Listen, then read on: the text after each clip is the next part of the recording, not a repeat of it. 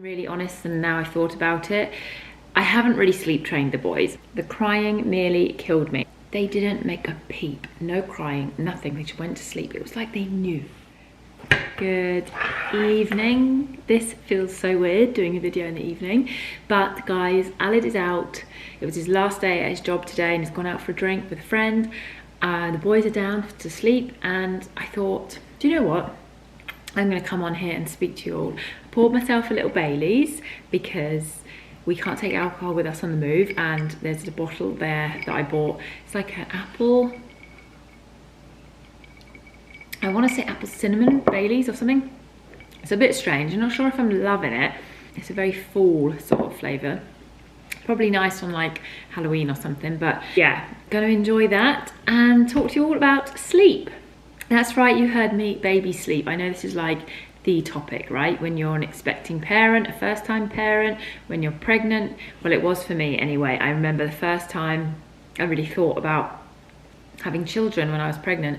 I was just like, oh my God, I'm not gonna get any sleep. I'm gonna be so tired. And then since having the boys, it's like the most frequently asked question, are your babies sleeping through the night? Is your baby sleeping through the night?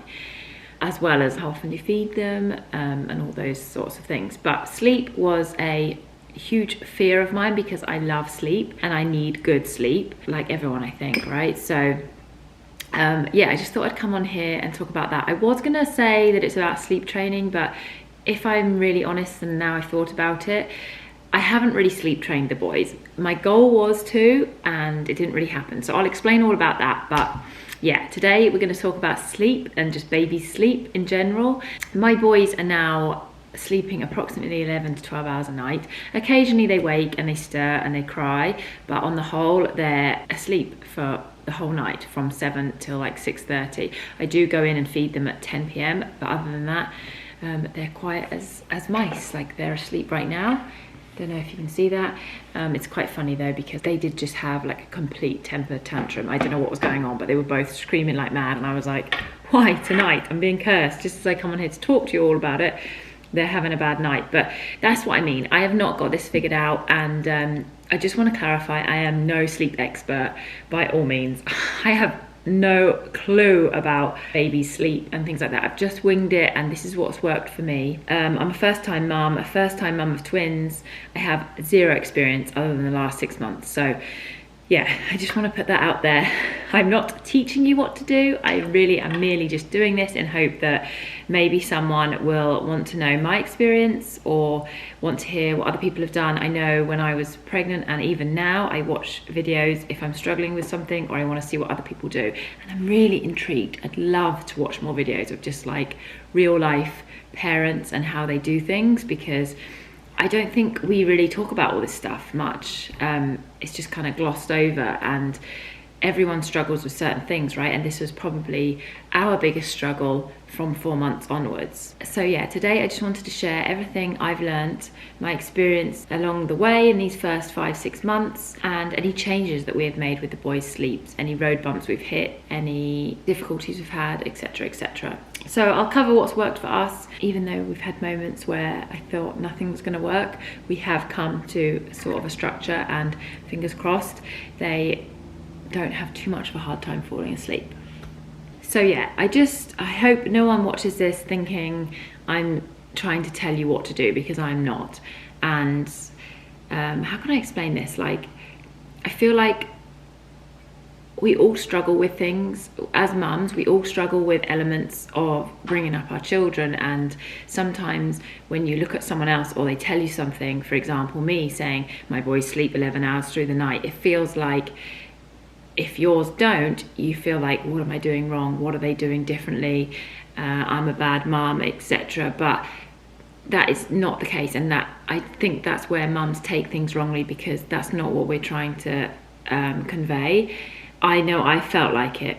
People have asked questions or like suggested things that might help, and I just feel like they're judging me when that's not the case. So please don't take this video as me telling you what you should be doing, because this is just what's worked for me, and I don't believe there is a one-fit-all situation with babies and mums. You've got to do what works for you and your children. You know them best, and you know yourself the best. And especially with sleep, you've got to focus on you, because if you get sleep, you're going to be the best parent that you want to be. And at the end of the day, you're the one controlling the situation. You're the one at home all day, all night with your children. So you've got to figure out what's best for you and keep yourself sane.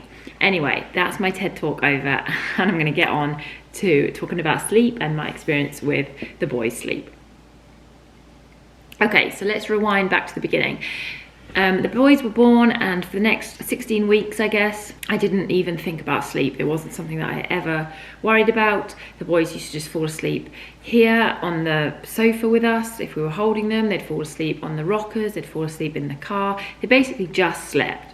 Like, I remember them waking up to eat, and then maybe we'd interact with them a little bit, and then they'd just be asleep again. And I never really thought about how often they were sleeping, how long they were sleeping, or anything like that. It was just survival mode, I guess, for those first 16 weeks. And then literally, like, to the day when 16 weeks hit, I remember getting prepared for their checkup, and it was like tears, just crying, fits of screaming, and I was like, what is going on?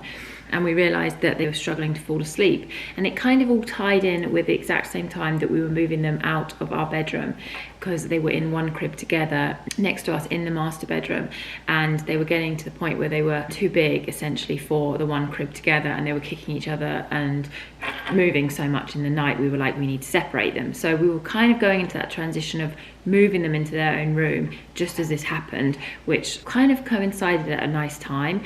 But looking back, if I was to do this all again, I would definitely have been monitoring their sleep patterns and how long they would sleep, and like how long they could be awake for in one period and stuff like that. I didn't know about that until all hell broke out, and I needed to find out why they weren't falling asleep. So yeah, here we are at 16 weeks. They're struggling to fall asleep. And I remember it being not so much at night. Like, night was always an issue for us. It was always like up and down, putting the pacifiers in. And they used to wake up throughout the night at that age, and they were still feeding every 3 hours. So the nights they would sleep, but they would wake up to eat, and I would just get up, feed them, and then they'd go back down. We never had constant crying and getting up trying to get them to sleep at this point through the night. It was fine. So, but first off, the daytime naps became really, really challenging. I remember moments of just crazy crying, and me and Aled separating them in different rooms and trying to get them to sleep in different ways, rocking them, holding them, getting it as dark as possible, and all these things. And I remember having days where they'd fall asleep in the chairs upstairs, and we'd have cameras in different rooms, and it was all just like crazy. I started researching sort of times that they should be going to sleep, and we started tackling that. But it was like, how do we get them to sleep? And we would be trying every single conceivable way just to get by. That went on for a little bit. And then obviously we got to this point of moving their cribs into their own room. And I was like, right, now they're going to start learning that this is where they sleep. They're both going to go down in the bedroom at the same time in their separate cribs, and we're going to focus on sleep association and the environment that they're sleeping in. So the things that I focused on were, we had blackout curtains so that the room could be totally black. We had the sound machine playing on like the white noise, pretty loud, in the middle of each of the cribs, so it would kind of be like a barrier of noise for them both, in hope that they wouldn't wake each other up. We had the pacifiers. A lot of people I know, they get rid of those, they choose to get rid of those. I've gone through the motions of doing that, but the boys love them. And yeah, when they were going through the stage of like they couldn't pick them up, it was killing me. But they are just about at that stage now where they can find it and they can pick it up and put it back in their mouth. That sort of happened at, I'd say, 5.5 months for us. So hallelujah, that was lovely. They still knock it out of the crib and cry, and I do have to go and retrieve it for them, but it doesn't bother me that much. And yeah, we'll get to the whole thing about all this sort of sleep training in a little bit. But yeah, the pacifiers, the sleep sacks, they always go to sleep in their sleep sacks. Nighttime, nap time, anytime they're going to sleep, they're going to go in those. And then just the temperature of the room, we try and keep it between 68 and 70, and we have a little temperature gauge in there that we can access on our phones. So they're the things for the environment that I kept the same, and I would make sure all of those things were in place for their daytime naps and their night sleep. So yes, then we hit sleep training. So I read somewhere that before you can tackle daytime naps, you have to tackle nighttime sleep. Once they're sleeping well through the night, then you can fix naps. So I was like, right, as soon as they get to the age where you can appropriately sleep train them, I'm going to do it. I printed out all these documents, I read loads of things, loads of methods, and I was like, Aled, I'm going to do this, it's going to be fine. 2 nights in, they're going to be sleeping sound through the night. No.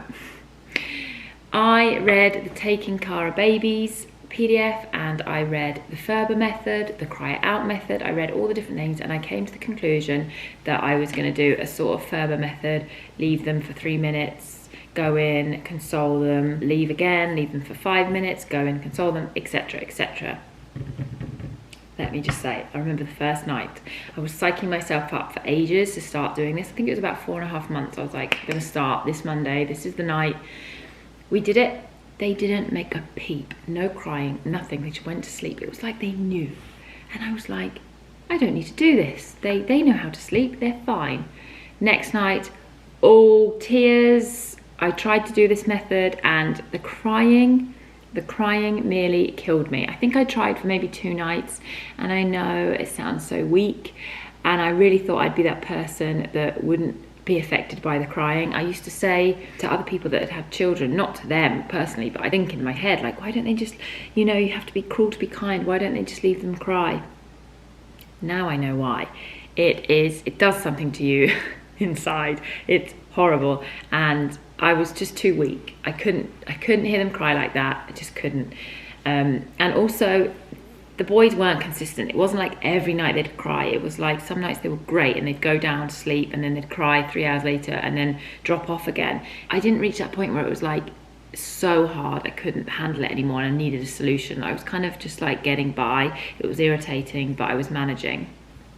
So I decided to leave the sleep training. I was like, I'm going to continue doing what I'm doing, going in, giving them their dummies, sometimes picking them up, making sure they're okay, and then normally within an hour of putting them down they would be asleep, but there was just that challenging time there from like 7 to 8. So I carried on doing that for a while, and I thought I was going to go back to sleep training a month later, or whenever I felt like they maybe knew a little bit more what was going on and they were older. I remember thinking, like, they're only 4 months, they're still babies, they're not ready for this. And then as the weeks went by, it's all just got easier slowly. Like, the transition of the sleep has got so much better that I am not going to sleep train, or I guess I've done sleep training in my own way, essentially. So I went back to basics. I researched wake times and sleepy cues and all that stuff. I actually joined a group on Facebook, which was my life and saviour. There's admins on there that reply to you. You explain your whole situation, and they advise what they think you can do to alter your structure of your day, etc.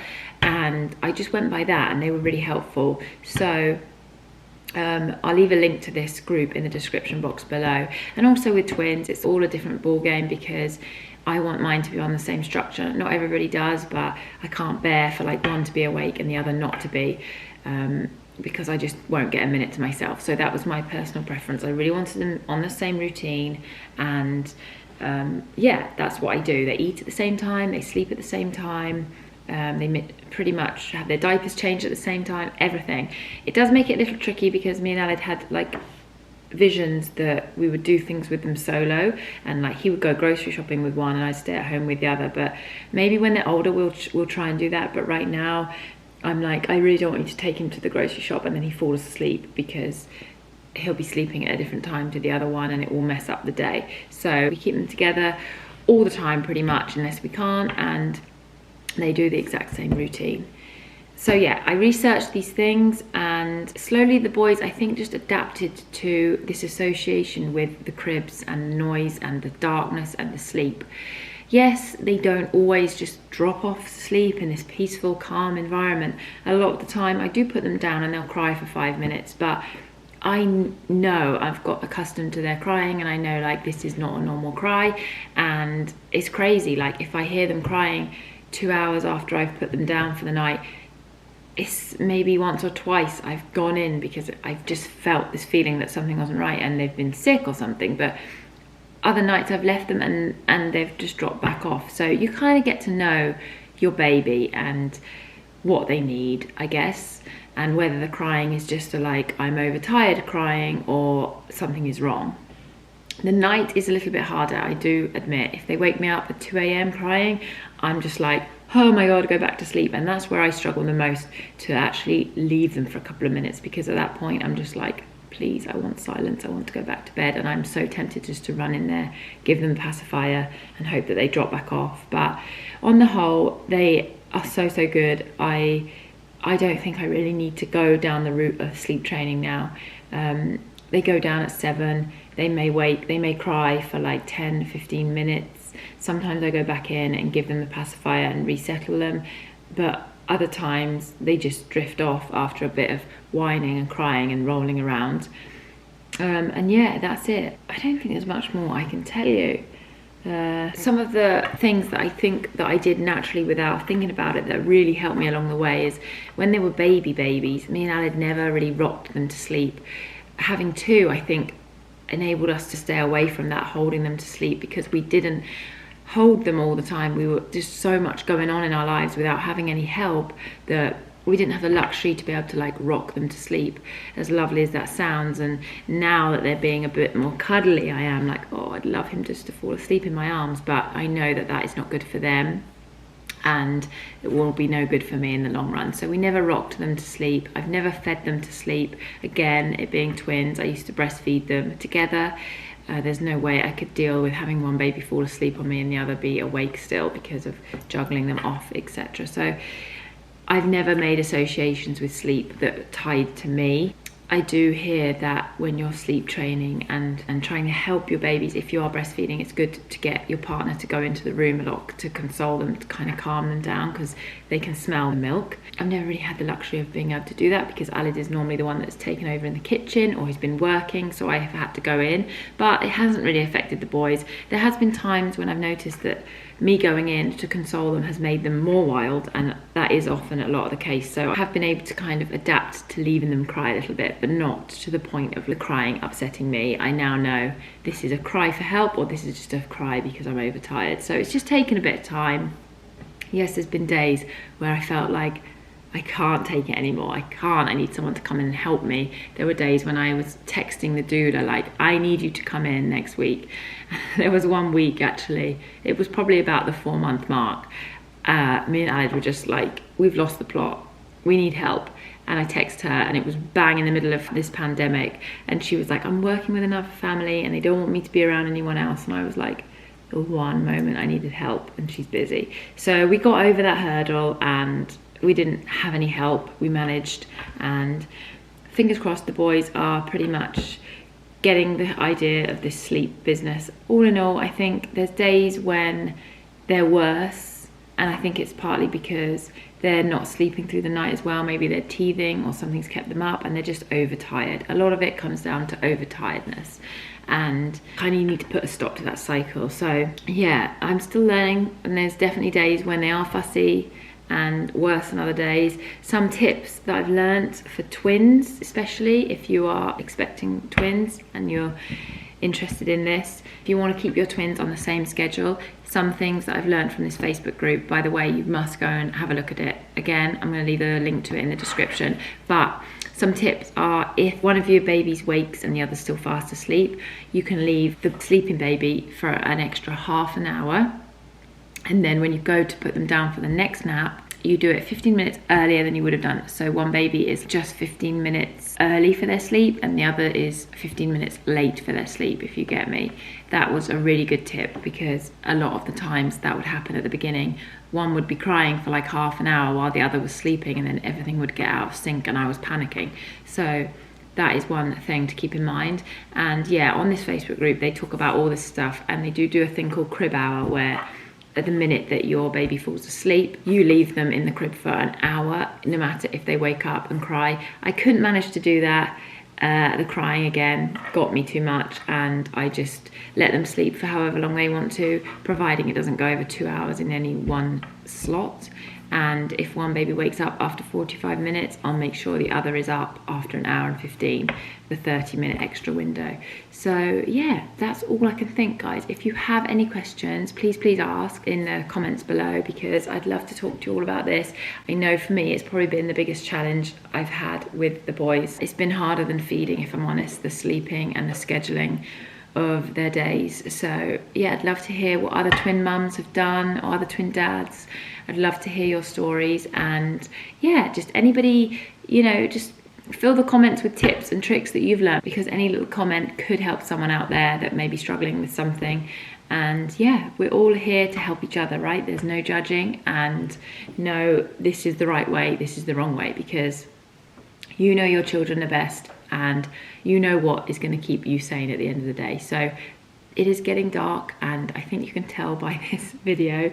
Sorry, I'm still not quite with this YouTube lighting and filming stuff. I need to get on top of it and make the quality better. But it's been great talking to you all, and I'm going to go and finish this, cook myself a little dinner, and get Hendrix on the couch for a little cuddle, I think. So I'll see you on the next video. Oh, I do want to say, I may be out of sync with my videos uploads a little bit, because we are moving and I just don't know how good I'm going to be at filming during this crazy time. But I'm going to try and stick to my 2 uploads a week, and I'll see you on the next one, guys. Have a good weekend.